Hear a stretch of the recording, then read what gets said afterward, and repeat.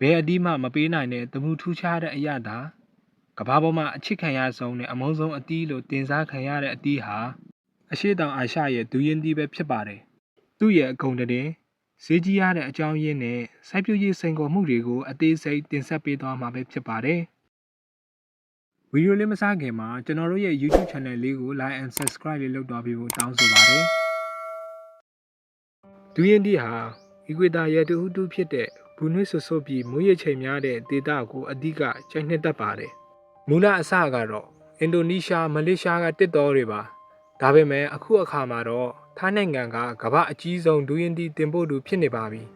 မြန်မာပြည်မှာတော့တနင်္သာရီတိုင်းနဲ့မွန်ပြည်နယ်တို့ကအရေးအတွေ့ကောင်းတဲ့ဒူရင်တီတွေကိုစိုက်ပျိုးပေးနေပါတယ်ဒူရင်မျိုးစိတ်တွေကအများကြီးရှိပါတယ်နိုင်ငံတကာမှာနာမည်ကြီးတာကမလေးရှားရဲ့မွန်ဆန်ကင်ထိုင်းရဲ့မွန်ထောင်တီးလိုမျိုးအမျိုးအစားတွေပါဒီအမျိုးအစားတွေဟာအစစ်တင်းငယ်ကအရသာစိတ်နေတဲ့အတွက်ဈေးကောင်းရပါတယ်မြန်မာမျိုးတွေမှာဆိုရင်ကန်ကလေးရွှေတင်းကားတို့ဟာပြည်တွင်းမှာရေပန်းစားနေပါတယ်သူ့ရဲ့နာမည်ဆိုးတွေကြောင့်တချို့ကရှော့တက်ကြပေမဲ့ဒူရင်တီဟာအာဟာရတန်ဖိုးမြင့်မားပါတယ်အမြင့်ဓာတ်ကြောင့်အစာချေစနစ်ကိုကူညီပေးနိုင်ပြီးပိုတက်ဆီယမ်ဓာတ်ကြောင့်တွေးပေါင်ချိန်ထိန်းညှိရာမှာအထောက်အကူပြုနိုင်ပါတယ်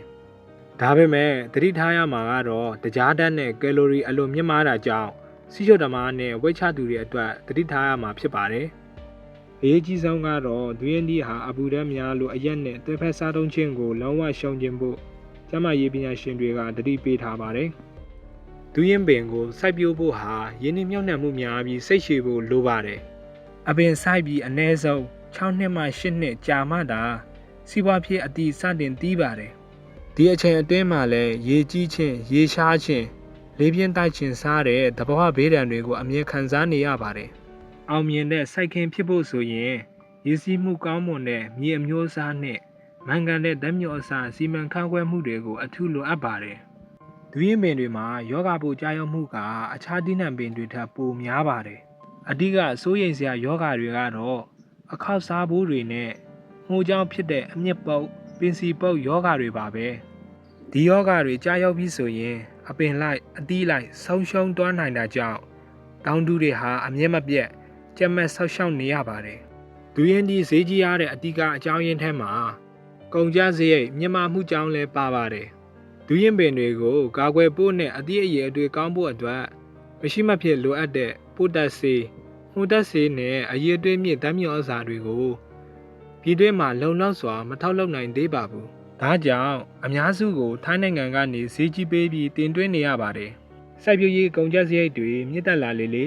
ဒူရင်တီရဲ့လက်လီလက်ကာဈေးနှုန်းဟာလည်းမြင့်တက်လာလေလေပဲဖြစ်ပါတယ်ဒီအချက်တွေကြောင့်ဒူရင်တီတစ်လုံးရဲ့တန်ဖိုးဟာအခြားတိတိဝလံတွေထက်အဆများစွာပိုနေတာပါ